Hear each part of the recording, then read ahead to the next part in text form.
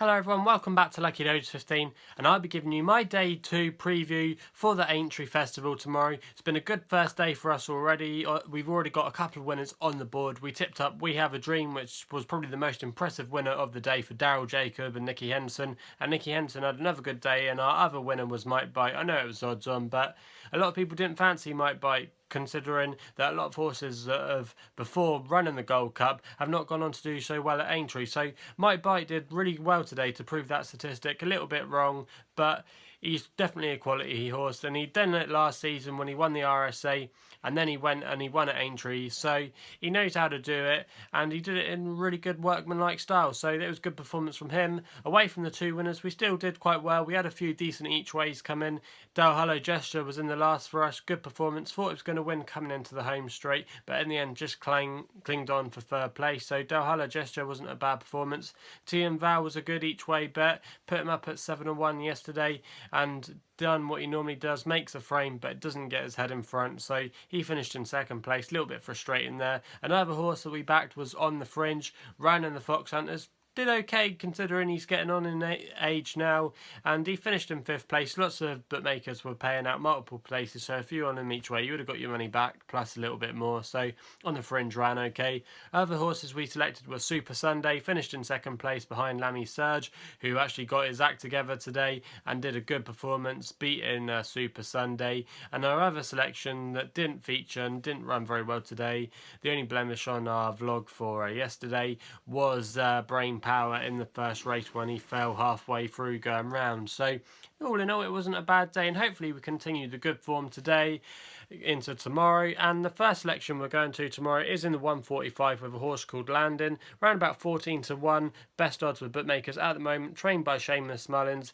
Conditional jockey Daniel Sampson, who he normally uses, takes the ride tomorrow, taking a good £5 off. The stable have had their most successful season ever, and I thought this horse was really interesting. We saw it around about a month ago when it was at Lingfield, and it beat Remy Lick of Chris Gordon's, who ran a really good race in the county hurdle, so the form looks quite good there. And before that run at Lingfield, he'd won at Sandown on testing conditions, so we know he should like the conditions tomorrow. And with the £5 claim of Daniel Sampson, he's going to be carrying a nice low weight, and I thought from an each way perspective he could go really well. So that's going to be my selection in the 145.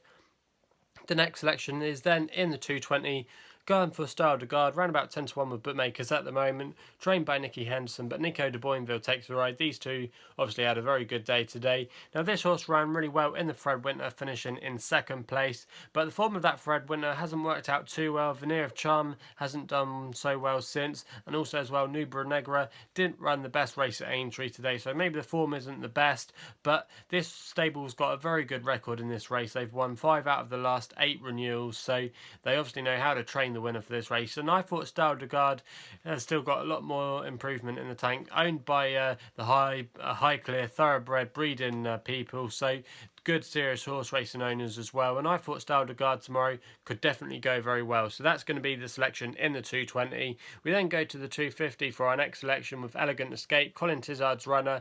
Harry Cobden takes the ride. Now this horse finished third in the RSA, and it was a very good performance that day. I did think he was probably the good each way horse in the race. He has had a few clashes with Black Courton this season, with mainly Black Courton getting on top, but I think Black Courton's maybe had a run too many this season, but he is going to be reopposing tomorrow, these two, so you like to think maybe Black Courton could reverse the form, but I think Elegant Escape could be the one that wins this race tomorrow. I'm against Terrafor. I don't think the JLT form is that good. Shattered Love didn't run a good race last time out in Ireland. It did finish second that day, but I don't think the form of the JLT is that strong this year. So for me, I think Elegant Escape, round about 11-2 with bookmakers at the moment, is not a bad bet for the 250 at Aintree tomorrow. We then go to the 325, and I'm going with Balko De Flos, the Ryanair winner, currently priced up at 2-1 with bookmakers at the moment, trained by Henry de Bromhead. Davy Russell takes the ride. He was the red hot man at Cheltenham, and I'm kind of really against Min in this race tomorrow. Even though Min is a good consistent horse, I'm just not a massive fan of it, and I thought that Balko De Flos had lots more improvement to come, and it was a really impressive win in the Ryanair chase at Cheltenham, and Balko De Flos is going to be my selection tomorrow. We then go to the Topham, and I thought this was really hard to work out.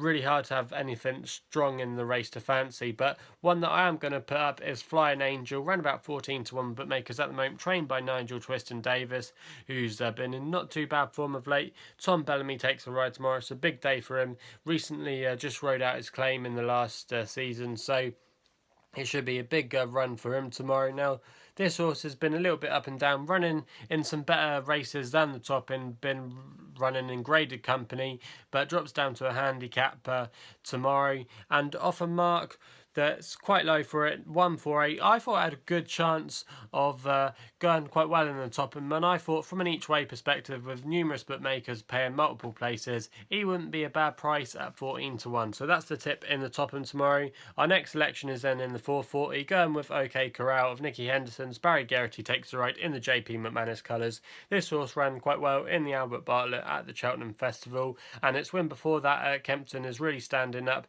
The horse of Alan King's Chosen Paths won, and also the horse of Victor Dartnell's Run to Milan finished in a good second place last time out at Wincanton. So the form of that Kempton race is not working out too badly, and also as well, his Albert Bartlett run was really promising. Santini wasn't too sure about that day, but I thought OK Corral tomorrow was the one that out the market principles that would probably win the race, and he's going to be for me tomorrow in the 440. In the last race, the bumper, we're going for a horse here called Severiano. I've been at Taunton today doing some interviews and that for my university work. I met Bryony Frost today, and she was an inspiration to meet. She's a lovely person, always gives you her time, and I found out a few things about Milan's Bar, and also as well, it was good to interview her about a nice winner today at Taunton. So it was a privilege meeting her, but there I met Simon Holt, and he was really keen on this Severiano tomorrow. I've had a look into it, and I think he's got a good chance. It's around about 9 to 1 with bookmakers at the moment, trained by Oliver Sherwood. Noel Feely takes the ride tomorrow. Good positive jockey booking. This horse won really well, beating a good horse of Paul Nicholls called Rhythm is a Dancer in its only start at Kempton. It won by 7 lengths that day, and I thought there could still be a lot more to come from it, and I thought from the price of 9 to 1 he wasn't a bad each way bet, and he's going to be my last selection to round off this vlog. So there are the selections for day 2 of the Aintree Festival. If you've got any thoughts and feelings about the second day of the festival tomorrow, let us know in the comments box below. Also as well, please subscribe to the channel if you haven't done so already. You can also follow me on Twitter at LuckyLoaders15. That's all I've got to say. Please gamble responsibly, and I'll be seeing you soon.